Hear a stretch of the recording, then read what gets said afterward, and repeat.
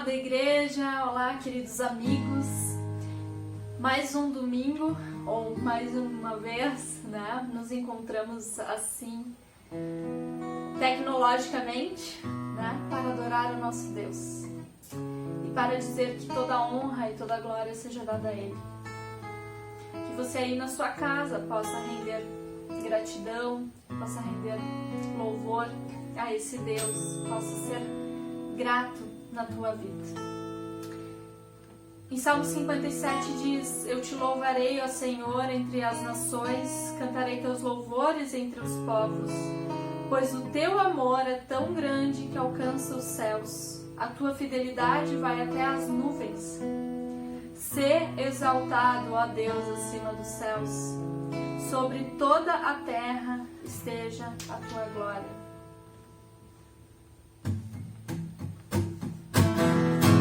Agradeço, Deus, por se lembrar de mim e pelo teu favor é o que me faz crescer.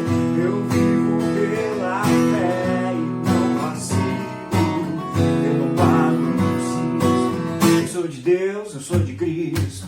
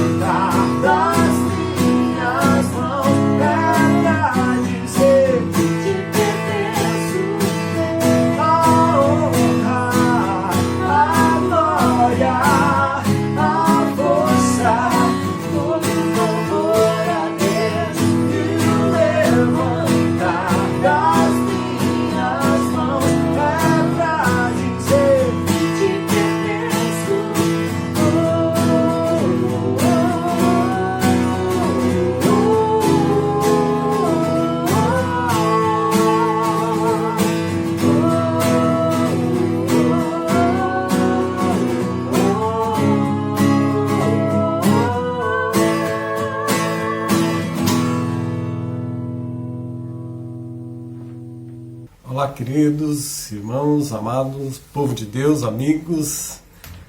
Estamos aqui para mais uma palavra de Deus, que seja uma bênção para todos nós, assim como foi sermos abençoados, né, com a palavra de Deus através do Marcelo, da Aliança de Santos, que tivemos a alegria de ouvi-lo por 2 vezes, e também nosso amado irmão Leandro, né, que também Deus usou para edificar nossas vidas com a sua palavra. Louvado seja Deus. Quero hoje alegria compartilhar mais uma palavra de Deus, né? Nesse novo mês de outubro, que seja um mês abençoado, que todos nós sejamos edificados, que possamos crescer no amor e a Deus e as pessoas. Deus abençoe a nós, amém? E agora, mês de outubro, também teremos a alegria de ouvir o Roger, lá de Novo Hamburgo, e o Diogo, de Farroupilha. Estamos aproveitando esse tempo de mensagens em vídeo, estudos em vídeo, aproveitando que os irmãos que dificilmente estariam conosco, né, assim, através dos vídeos, nós temos o privilégio de ouvi-los. Amém? Dias atrás, uma irmã em Cristo, ela não é da nossa igreja, mas ela me enviou compartilhou nas redes sociais, né, um pedido de ajuda financeira para um homem que teve o seu carro roubado. E até aí, ok, né, as pessoas procuram uma ajudar outros, aos os meios possíveis, mas o interessante é que a imagem usada para pedir esse auxílio a esse dito homem que teve o seu carro roubado, na verdade a foto era de um ator de Hollywood, né? Um homem de um filme aí famoso, mas essa irmã, no desconhecimento, aquele homem sofrido, está precisando de ajuda, vamos ajudar. E na verdade alguém estava transmitindo uma imagem de uma outra pessoa e compartilhando uma notícia falsa, né? Um pedido falso. E acredito que todos nós, de alguma maneira, estamos recebendo notícias falsas pela televisão, pela internet, e então há um cuidado aí para nós, né? Para não cair nesses golpes que estão por aí. Golpes que querem tirar o dinheiro das pessoas, que querem explorar as pessoas, mas também que querem trazer confusão política, né? E uma palavra muito comum atualmente duas palavras, né? É a fake news, né? Ou notícias falsas, que até desencadeou aí CPI, processos em relação a isso, mas é o fato que existe muitas notícias falsas. Já foi a época que nós líamos o jornal e acreditávamos, não, isso é verdade, né? E hoje em dia não dá para acreditar em nada, quase nada, né? Precisamos filtrar. E com a internet a gente recebe, né, muitas notícias. Fake news. Mas eu quero usar esse pensamento para algo que pode acontecer, está acontecendo, com o Evangelho, né? Porque o Evangelho significa a boa notícia, a boa nova do Senhor, a boa nova de Deus para nós. Mas que, infelizmente, há muito fake news, né? Notícias falsas em relação ao Evangelho, um Evangelho falso, e que nós precisamos estar atentos para não sermos enganados. É o que o apóstolo Paulo nos ensina. E eu quero me ater a esse texto, que na última mensagem brevemente eu falei sobre isso, mas eu quero aprofundar um pouco mais, porque tem a ver muito sério conosco com o falso evangelho que está presente e chega a nós através da internet, enfim. Vamos orar, pedir que Deus abençoe essa palavra. Bondoso Pai, em nome de Jesus, eu agradeço pela oportunidade que o Senhor me dá de comunicar essa palavra, Senhor, não por mim, mas por aqueles que me ouvem, que seja um agir poderoso do Teu Espírito, nos dando clareza, entendimento e nos dando firmeza no verdadeiro Evangelho. Ajuda-nos e fala conosco, em nome de Jesus. Amém. Amém? Eu creio que Deus está abençoando a tua vida, a minha vida, com essa palavra, que está em Gálatas, capítulo 1, verso 1 ao 9. Carta do apóstolo Paulo aos Gálatas, capítulo 1, verso 1 ao 9. Vamos ler? Diz o texto, verso 1. Paulo, o apóstolo enviado da parte de homens... Começo de novo. Paulo, apóstolo enviado não da parte de homens, nem por meio de pessoa alguma, mas por Jesus Cristo e por Deus Pai, que o ressuscitou dos mortos, e todos os irmãos que estão comigo, as igrejas da Galácia. A saudação de Paulo aqui, né? A vocês, graça e paz da parte de Deus, nosso Pai, e do Senhor Jesus Cristo, que se entregou a si mesmo por nossos pecados, a fim de nos resgatar desta presente era perversa, segundo a vontade de nosso Deus e Pai, a quem seja a glória para todos sempre. Amém. E ele vai dizer então: admiro-me de que vocês estejam abandonando tão rapidamente aquele que os chamou pela graça de Cristo para seguirem outro evangelho, que na realidade não é o evangelho. O que ocorre é que algumas pessoas nos estão perturbando, querendo perverter o evangelho de Cristo. Mas ainda que nós ou um anjo do céu pregue um evangelho diferente daquele que lhes pregamos, que seja amaldiçoado. Como já dissemos, agora repito: se alguém lhes anuncia um evangelho diferente daquele que já receberam, que seja amaldiçoado. Uma palavra, uma exortação séria, né? Até uma palavra assim que nos assombra um pouco, né? Paulo está sendo duro, que rude com a igreja, já no início da carta, né? Paulo está sendo rude com a igreja. O tema principal da carta aos Gálatas é a liberdade que nós temos em Cristo Jesus, a liberdade que Cristo conquistou para nós. A liberdade através do sacrifício de Jesus na cruz do Calvário que ele conquistou para nós. E o apóstolo Paulo aqui se mostra admirado que os Gálatas, após serem libertos, salvos, eles estejam se colocando novamente debaixo do jugo da religião, dos costumes, de regras. E Paulo vai dizer que não existe outro evangelho. Não existe outro evangelho, né? O verdadeiro evangelho é somente um. Mas o fake news gospel, eles estão por aí. Esteve na época de Paulo, né? Esteve na época dos nossos antecessores, e continua presente, aparecendo aí os fake news, as falsas notícias do evangelho, um falso evangelho, né?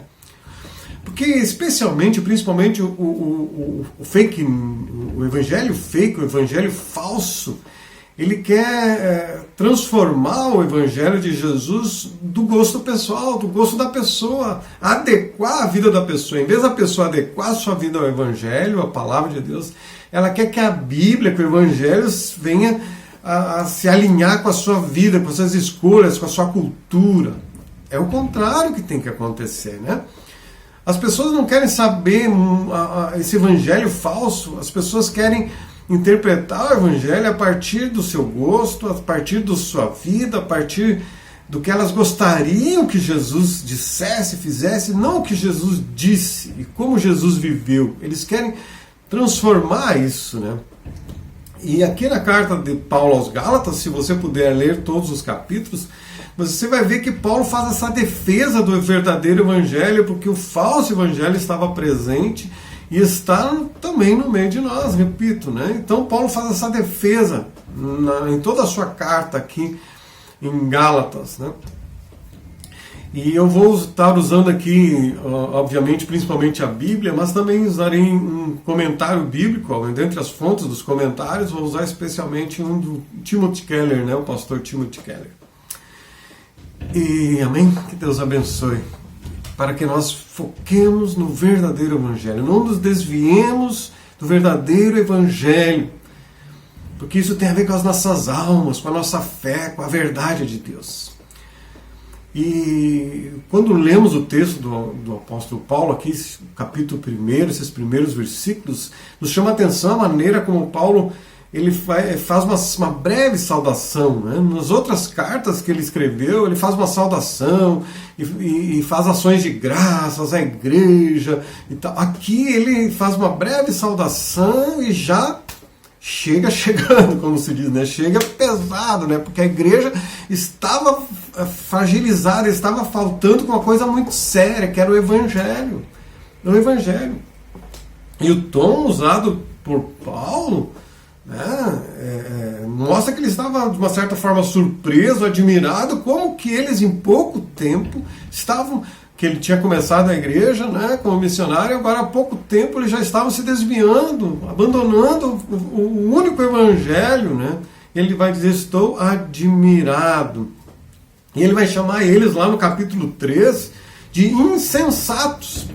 Paulo não amacia, né? Paulo chega, vocês são insensatos, eu estou admirado como vocês estão se afastando do verdadeiro evangelho, né? Estão sendo seduzidos por um falso evangelho. E para Paulo, ele vai dizer que um falso evangelho não é um evangelho, porque evangelho é somente um. E Paulo vai dizer nessa carta que o que vale é Cristo. O que Cristo fez, a sua vida, a sua morte, a sua ressurreição. A fé em Cristo era tudo, Paulo vai dizer, era tudo que eles necessitavam para serem aceitáveis a Deus. Porque havia os mestres judeus convertidos que estavam ali ensinando que eles precisavam fazer outras coisas. E Paulo vai dizer, não basta a fé em Cristo, é isso que basta para ser salvo, é somente isso.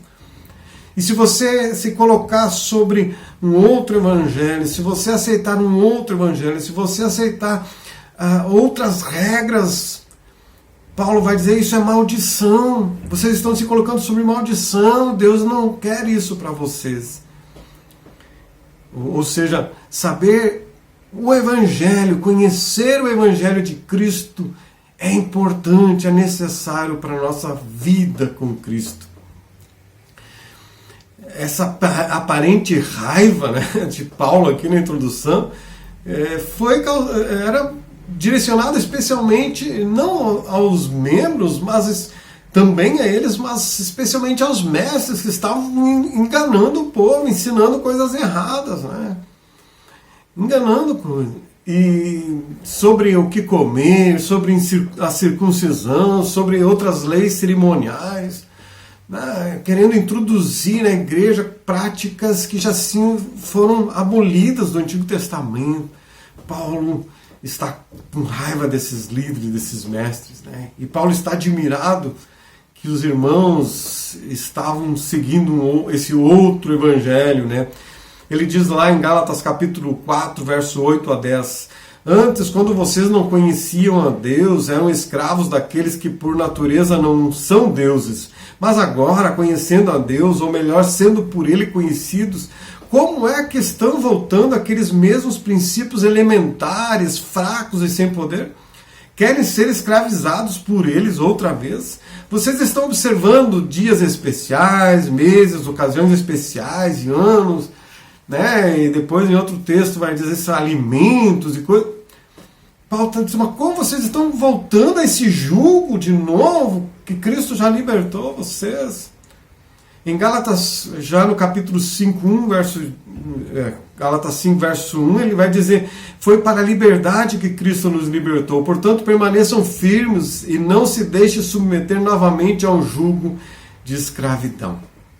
Paulo vai dizer que nós somos libertos desse jugo de escravidão, mas libertos não para o pecado, para fazer o que a gente quer. Bom, fazer o que a gente quer, né? Cristo me libertou, eu sou livre, eu faço o que eu quero. Não, eu fui liberto por Cristo, pelo sacrifício de Cristo, para fazer a vontade de Cristo, para viver para Cristo, para seguir a Cristo e ser salvo por Cristo e não estar sujeito a essas práticas que foram abolidas. E Paulo diz que esse é um outro evangelho que é maldição.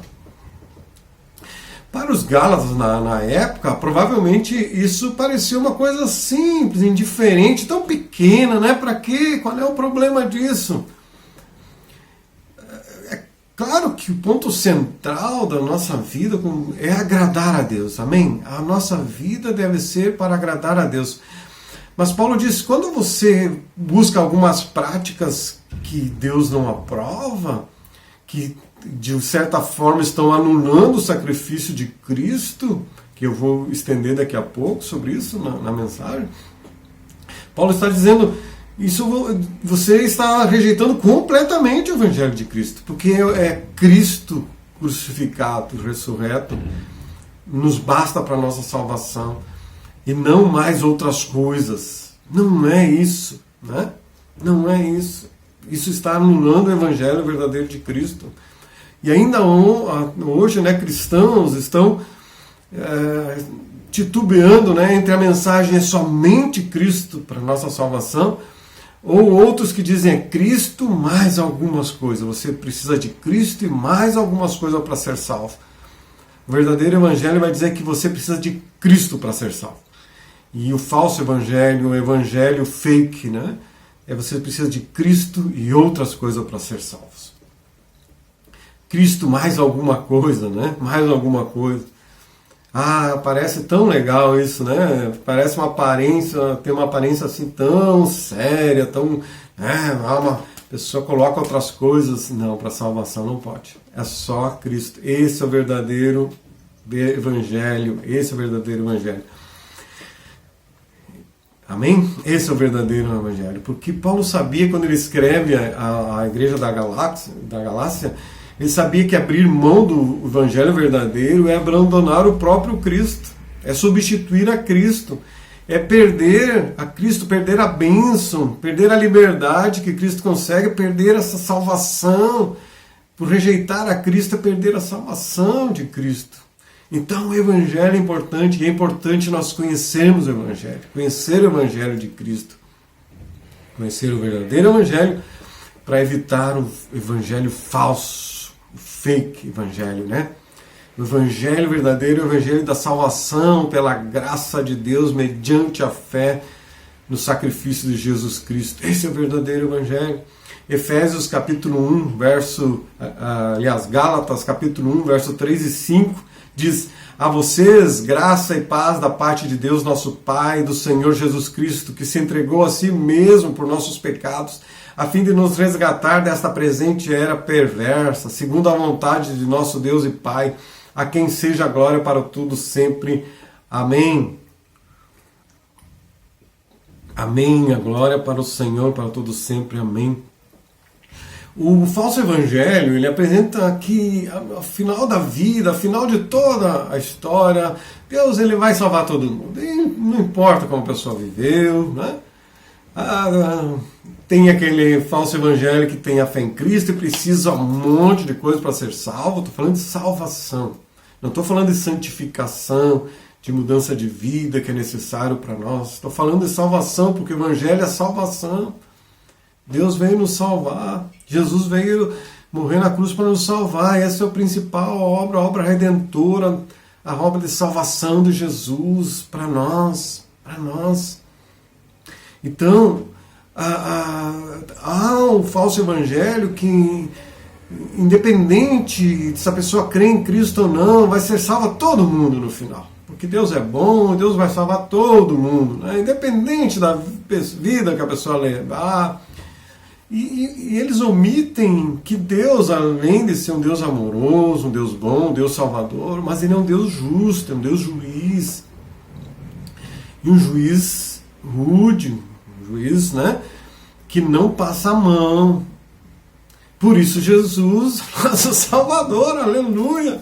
Porque se fosse depender somente da justiça de Deus e da nossa justiça, nós estávamos perdidos. A nossa justiça diante da justiça de Deus é trapo de imundícia, diz a palavra. Precisava da obra, da justiça de Cristo. O justo Jesus, para nós sermos justificados. Ter Ele como Senhor e Salvador pessoal é que garante a nossa salvação. Paulo vai dizer no verso 4 que Jesus veio para nos livrar, para nos resgatar. Ou seja, Paulo está sugerindo aqui, né, colocando que nós somos impotentes e estamos perdidos, nós não podemos salvar a nós mesmos. Eu quero ler um texto maravilhoso também na palavra do Senhor, que está lá em Efésios capítulo 2, verso 1 a 10, um texto que provavelmente você conhece. Nós vamos lembrar, que texto maravilhoso, né? Que fala sobre esse verdadeiro evangelho. Paulo vai dizer, vocês estavam mortos. Vou citar novamente aqui, Efésios 2, verso 1 ao 10. Paulo vai dizer, vocês estavam mortos em suas transgressões e pecados, nos quais costumavam viver, quando seguiam a presente ordem deste mundo e o príncipe do poder do ar, o espírito que agora está atuando nos que vivem na desobediência. Anteriormente, todos nós também vivíamos entre eles, satisfazendo as vontades da nossa carne, seguindo os seus desejos e pensamentos. Como os outros, éramos por natureza merecedores da ira. Todavia, Deus, que é rico em misericórdia, pelo grande amor com que nos amou, deu-nos vida juntamente com Cristo, quando ainda estávamos mortos em transgressões. Pela graça vocês são salvos. Deus nos ressuscitou com Cristo, com Ele nos fez assentar nos lugares celestiais em Cristo Jesus, para mostrar nas eras que hão de vir a incomparável riqueza de sua graça, demonstrada em sua bondade para conosco em Cristo Jesus. Pois vocês são salvos pela graça por meio da fé, e isto não vem de vocês, é dom de Deus, não por obras para que ninguém se glorie, porque somos criação de Deus, realizada em Cristo Jesus, para fazermos boas obras, as quais Deus preparou de antemão para que nós as praticássemos.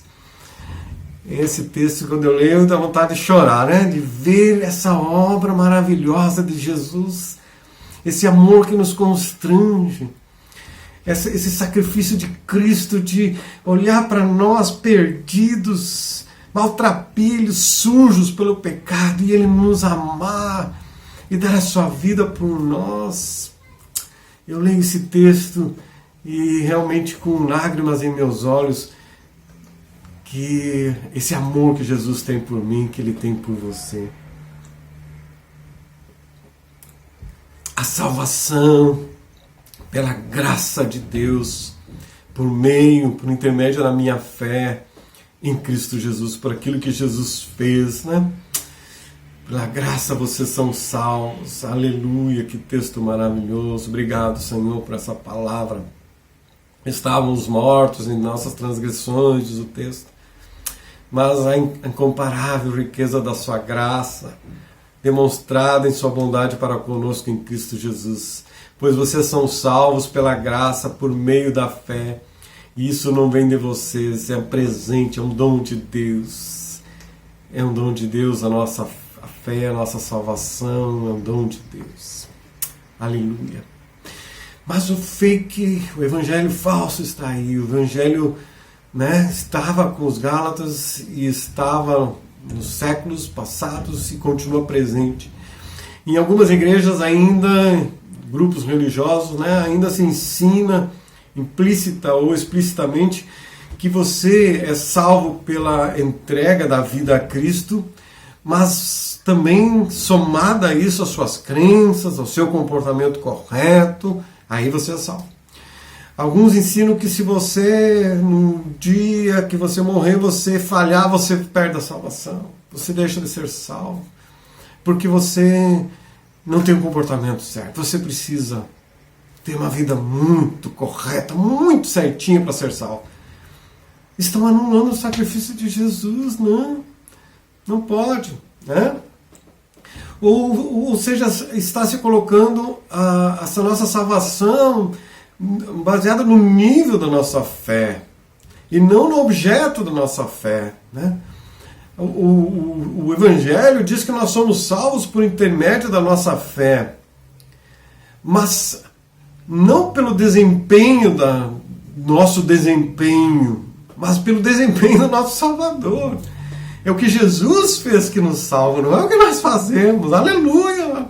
Isso é tão libertador, né? Tão libertador, tão gracioso essa palavra do Senhor. Não é o nível da minha fé que me salva, mas é o objeto. Onde está a minha fé? Em quem eu tenho crido? Que é a minha fé, está a minha fé, que é a minha salvação, depende disso. Mas infelizmente, algumas igrejas colocam que a salvação precisa da fé em Jesus e mais um monte de coisa. Precisa, não para salvação, não para salvação. Ter uma vida correta é porque eu sou salvo, eu quero ter uma vida correta. Não é eu tenho uma vida correta, então eu mereço ser salvo. Entender a diferença? Vamos em frente. O segundo exemplo encontrado em igrejas, né, é ao extremo, né? Há igrejas que são intolerantes, que são rígidas, rigorosas, Eu ouvi de uma irmã, muitos anos atrás, de uma igreja, que eles acreditavam que na porta do céu estava lá São Pedro com uma régua medindo o comprimento da saia das irmãs. Bom, deixa eu ver se tu entrar no céu, se tu tem um comprimento. Então a saia tinha que estar lá cobrindo os pés, porque senão não correu risco, né? Costumes rigorosos. Não basta a salvação em Cristo. Se você chegar na porta do céu e te faltar 1 centímetro da saia, você perde, você vai para o inferno. O que parece ser algo assim, né, de zelo, na verdade está diminuindo o sacrifício de Jesus, colocando algumas regras, né, que atrapalham até mesmo a fé em Jesus Cristo. Não pode ser assim. Em outras igrejas ensina-se que, na verdade, não tem nem importância o que você acredita. Nem precisa crer no Evangelho. É só você ser uma pessoa boa, uma pessoa amorosa, pronto. Você já vai ser salvo. Não precisa nem crer, nem obedecer o Evangelho, nem conhecer o Evangelho. Você vai ser salvo porque é só você ser uma pessoa boa. Isso sim, uma pessoa boa, que ajuda o próximo. Se você for assim, você vai ser salvo. Né? Aquela ideia da balança, né? Você faz um monte de coisas boas e isso vai balançar e vai zerar você perante Deus, então você vai ser salvo. Né? Não é esse o verdadeiro Evangelho. Não é esse o verdadeiro Evangelho. Essa visão ensina que todas as pessoas boas, independente da sua religião, ou mesmo que não tenham uma religião, elas encontrarão a Deus. Elas encontrarão. Embora essa ideia pareça revelar uma mente aberta, na verdade ela é contrária à graça de Deus. Pois ela vai ensinar que as boas obras são suficientes para se chegar a Deus. Não é o que diz o texto que nós lemos aí em Efésios capítulo 2. Né? Essas pessoas, por serem boas, elas não precisam da graça, elas podem conseguir a vida eterna por si mesmas. Então, se todas as pessoas boas podem conhecer a Deus, então a morte de Jesus não era necessária. Não é? Se você afirma que as pessoas são salvas por serem boas, então só os bons podem se achegar ao banquete de Deus no céu. É só os bons. E o que serão então das pessoas ruins? Esse evangelho falso, ele é exclusivista e não inclusivista. Né? O que serão das pessoas que não têm esperança? Quando o verdadeiro evangelho convida tanto os maus quanto os bons a crerem em Jesus. Todos são convocados ao Senhor para crerem em Jesus e se arrepender dos seus pecados. Porque Jesus vai dizer que não existe nenhuma pessoa boa o suficiente. Nenhuma pessoa boa. Então o evangelho fake propõe que basta você ser uma pessoa boa. Ou que se você se esforçar e você merecer, você vai ter um lugar no céu. Ou o evangelho fake vai dizer se você fizer penitências, né? Se sacrificar, caminhar de joelhos, se você fizer um monte de penitências, você vai ter um lugar no céu. Querido, a verdade é que o verdadeiro evangelho vai dizer que o homem de si mesmo não pode ser salvo, ele precisa de um salvador, por isso que Jesus veio morrer na cruz para ser o salvador. O verdadeiro evangelho em Romanos 6,23 revela que o salário do pecado é a morte, mas o dom gratuito de Deus é a vida eterna em Cristo Jesus, nosso Senhor. Ou seja, a salvação é dada pela graça de Deus.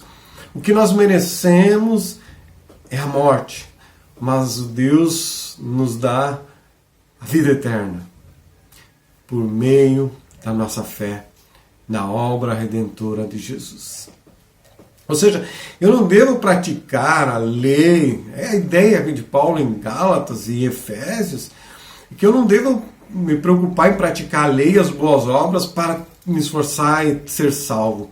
Eu devo praticar a lei e as boas obras porque eu sou salvo. Né? As minhas obras não são a causa da minha salvação. A causa da salvação é o sacrifício de Cristo. As minhas obras são consequência de eu ser salvo. Eu sou salvo, então eu vou ter que praticar boas obras. Eu sou salvo e eu quero ser uma pessoa boa, semelhante a Jesus. Eu sou salvo pelo sacrifício de Jesus, mesmo não merecendo, mas eu quero me tornar uma pessoa melhor, santificada a semelhança de Jesus Cristo. Amém? Esse é o verdadeiro Evangelho. Se você ouvir das outras religiões, elas vão reconhecer que Jesus foi um bom mestre, o ensino dele, né, foi um bom ensino, mas elas param por aí, o ensino de Jesus. Quando Jesus ele não veio somente ser um mestre, ele veio ser o Salvador. Ele veio o Salvador. Imagine uma pessoa que está lá no mar se afogando, e aí ela está lá se afogando, gritando por socorro, e você joga lá então um manual que ensina ela para nadar. Eu jogo aí para ti um manual para você, leia aí enquanto está se afogando, aprenda a nadar e você vai ser salvo. Não é somente o ensino que a pessoa precisa ouvir de Jesus. O que aquela pessoa está se afogando, ela precisa de uma corda, de alguém que a salve. E Jesus veio ser o Salvador, não somente ensinar a ter uma vida correta, ser uma pessoa boa. Jesus veio ser o Salvador e, em consequência, nós termos uma vida santificada que agrada ao nosso Deus, né? O que Jesus fez, então, para ser o nosso Salvador, né? Como Ele nos livra, como Ele nos liberta. No verso 4 de Gálatas 1, Paulo vai dizer que Ele se entregou a si mesmo pelos nossos pecados. Ou seja, nós temos um sacrifício substitutivo. A palavra pelos significa em benefício de ou no lugar de. Jesus veio se oferecer em sacrifício no meu lugar. No meu lugar. Né? Essa é a substituição de Jesus. Jesus assumiu o meu lugar.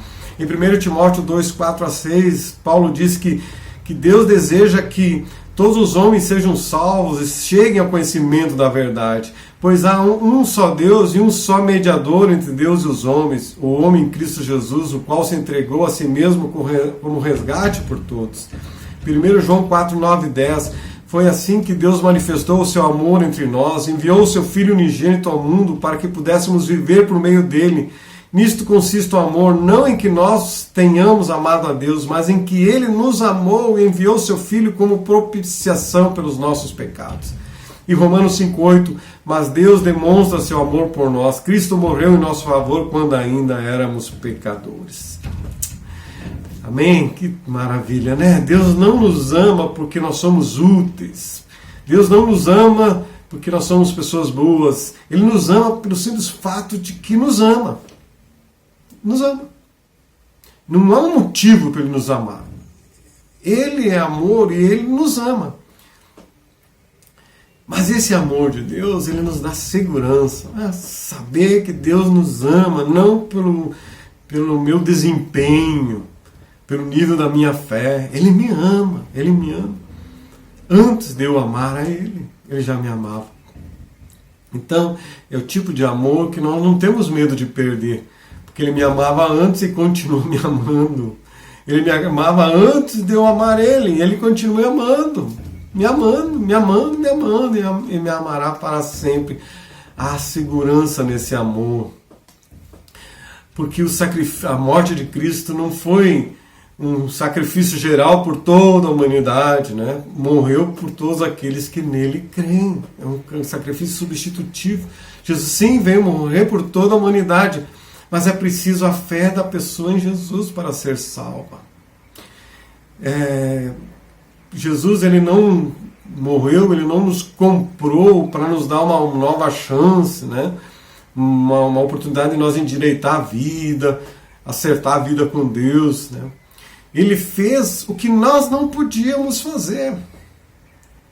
Nós não conseguiríamos fazer, que era morrer, que é oferecer a nossa vida perfeita, porque nós não somos perfeitos.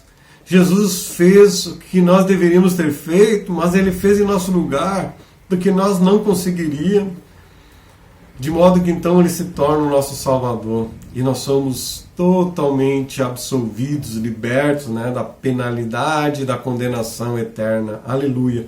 E o que Deus Pai fez? Paulo vai dizer que Deus Pai aceitou a obra de Cristo em nosso benefício, ressuscitando-o dentre os mortos, verso 1, e dando-nos a graça e a paz que Cristo conquistou e alcançou por nós. Por que Deus fez isso, né? Nos salvar. Ele fez por sua graça, por seu amor. não por algo que nós tenhamos feito, mas conforme diz Paulo no verso 4, parte D, quando ele diz segundo a vontade de nosso Deus e Pai. Para Paulo, os cristãos são chamados pela graça de Cristo, verso 6. Deus nos chamou, não fomos nós que o chamamos. Deus nos aceitou, apesar de nós não merecermos. Esse é o Evangelho. Deus nos aceita e então o seguimos. Essa é a ordem. Não eu sigo para Ele me aceitar. Ele me aceitou e eu o sigo. Em outros sistemas religiosos, nós propõe essa ordem inversa. Nós temos que dar algo a Deus e então Ele nos aceita. No Evangelho verdadeiro, Deus nos aceita e nós o seguimos. Aleluia, aleluia. Assim, quando olhamos o verso 7, nós vamos ver que qualquer ensino diferente disso está pervertendo o verdadeiro Evangelho, diz Paulo. Esse cerimonial, né, fora da fé em Cristo Jesus. Amém? Agora nós podemos entender por que Paulo está, né, vamos dizer assim, com raiva, irado, essa abordagem severa de Paulo, porque o que está em jogo é muito sério, é a nossa salvação, é o conhecimento de Cristo, é a verdade do Evangelho, é o destino eterno das pessoas, é isso que está em jogo. São coisas pelas quais, então, vale a pena nós lutarmos. Vale a pena nós lembrarmos sempre desse Evangelho verdadeiro e lembrar aos outros continuamente, e é o que eu estou procurando fazer aqui. O verdadeiro Evangelho, não nos afastarmos do Evangelho verdadeiro. Essa franqueza de Paulo aqui é porque ele amava os irmãos, né? E ele era um apóstolo que amava o Senhor, e amava o Evangelho do Senhor, e amava o povo de Deus, né? Então, se amarmos como ele, como Paulo, nós entenderemos essa postura dele. E vimos então que na carta aos Gálatas, Paulo condena qualquer ensino que não seja baseado em duas premissas básicas, né? Que nós somos pecadores, que nós pecamos demais para contribuir para a nossa salvação. O que precisamos é de uma libertação completa do Senhor, completa, plena. E segundo, somos salvos pela fé na obra, no sacrifício vivo de Jesus na cruz, a graça de Cristo e mais nada. Nós somos salvos pela fé na obra de Jesus, pela graça de Cristo por nós. Romanos 1,16 declara que não me envergonho do Evangelho, porque é o poder de Deus para a salvação de todo aquele que crê. A salvação é pura graça de Deus. Por isso, o único que deve receber glória para todo sempre é Deus. É Ele que recebe a glória. Se nós tivéssemos contribuído para a nossa salvação, se tivéssemos nos libertado a si mesmo, né? Ou se Deus tivesse visto em nós algo que merecesse ser salvo, ou que fosse útil para seus planos, então poderíamos nos orgulhar por aquilo que nós desempenhamos para nos salvar. Mas o Evangelho bíblico, o Evangelho de Paulo, o Evangelho de Cristo, o Evangelho verdadeiro, deixa claro que a salvação do início ao fim é obra de Deus. O chamado, o plano, a ação, a obra são todos de Deus. Deus que faz essa salvação. Ele me salva e eu o sigo. Ele me salva e eu me santifico. Ele me salva e eu devo obedecê-lo. Paulo nos lembra então, queridos, do Evangelho, que nós somos, né, rebaixados por causa do nosso pecado, mas somos exaltados por causa da obra de Jesus. Aleluia! E o único que deve, que tem direito de receber toda a glória por essa obra é o nosso Deus, é Jesus Cristo. Para todos sempre, diz Paulo. Amém. Amém? Que assim seja. Vamos adorar a Deus com uma canção, depois celebraremos a ceia do Senhor. Amém. O nosso Redentor, santo, digno de louvor, te damos glória, Senhor Jesus, te damos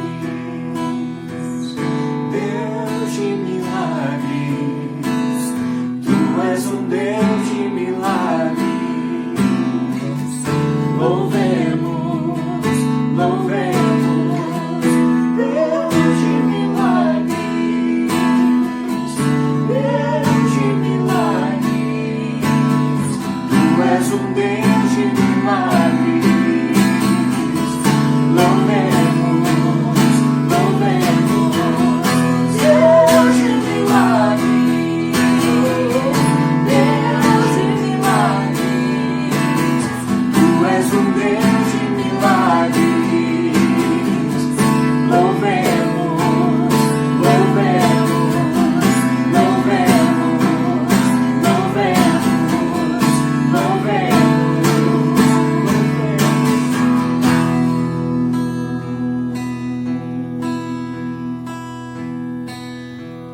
Te damos glória, Senhor Jesus. Te damos glória, Senhor Jesus. Adoramos só a Ti, dependemos. Vamos celebrar a ceia do Senhor.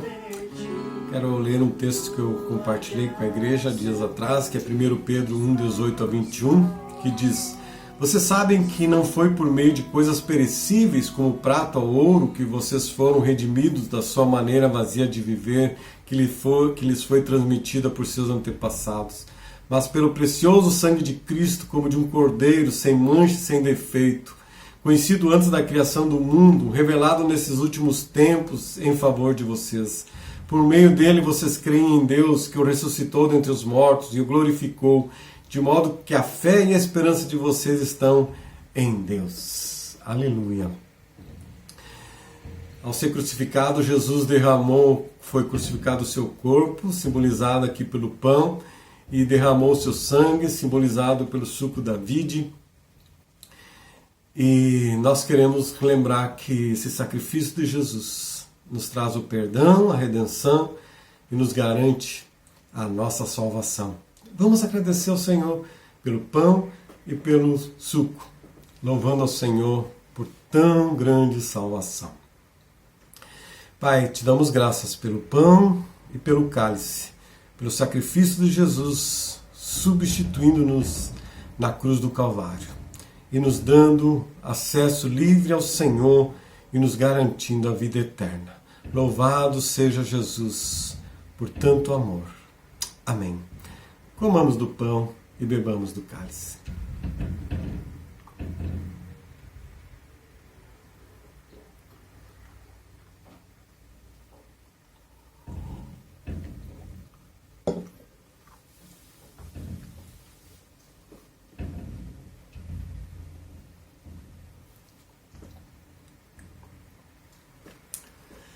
Jesus se entregou por nós. O desafio para nós agora é conhecer o Evangelho e viver conforme o Evangelho de Cristo. Porque tudo que nós precisamos nesta vida está baseado no Evangelho. Precisamos do favor imerecido de Deus por meio da morte, da ressurreição de Cristo, da vida, da morte e da ressurreição de Jesus. Nós, como cristãos, temos a garantia do amor de Deus, né? Aleluia! E Deus se agrada de nós através de Cristo Jesus. Eu gosto sempre de lembrar que Deus nos olha através do óculos e a lente do óculos está ali o sangue de Jesus. Então Deus se agrada de nós em Cristo Jesus. Ele olha para nós e nos ama através de Cristo Jesus. Então, isso deveria nos levar a desejar ardentemente, a querer conhecer e viver o Evangelho, né? Obedecer a Deus, não para que Ele nos salve, mas porque nós somos salvos. Deveríamos viver em gratidão ao nosso Deus, viver como um servo de Cristo, como diz Paulo. Essa aprovação de Deus para nós em Cristo Jesus, ela nos liberta, ela nos encoraja, ela nos dá alegria, né? E aí podemos viver uma vida que Deus aprova, porque nós não nos esforçamos para viver uma vida e nos tornarmos filhos de Deus. Nós somos filhos de Deus e queremos viver uma vida que agrada ao nosso Pai. Amém? Quando se fala do Evangelho, algumas pessoas podem presumir: o Evangelho é para novo convertido. Não preciso mais ler o Evangelho. O Evangelho tem ali ensinos, práticas comuns, doutrinas básicas da vida cristã. Eu nem preciso mais. Não, o Evangelho é para nós. O Evangelho é para nós crentes. Paulo está dizendo para os crentes: creio no Evangelho, confie no Evangelho verdadeiro de Cristo, conheça esse Evangelho. E eu quero convidar você que, a partir dessa segunda-feira, né, dia 4 de outubro, eu estarei iniciando devocionais diários baseado no Evangelho de Lucas. Estaremos lendo um capítulo por dia e fazendo uma breve meditação. Então, está o desafio para você, tá certo? Se você quiser me acompanhar na leitura do Evangelho de Lucas neste mês de outubro, comece a partir de segunda-feira, lendo o capítulo 1, né? E paulatinamente nós vamos estar lendo o Evangelho. E somente no domingo, quando a gente tem uma outra mensagem, a gente se atém à mensagem, né? Se você quiser continuar o Evangelho, tudo bem. Mas os devocionais eu vou fazer de segunda a sábado, baseado num capítulo de Lucas, um capítulo por dia, tá certo? Foi uma alegria estar com vocês e que todos fiquemos firmes no Evangelho de Jesus Cristo. Amém. Um beijo carinhoso para todos. Tchau.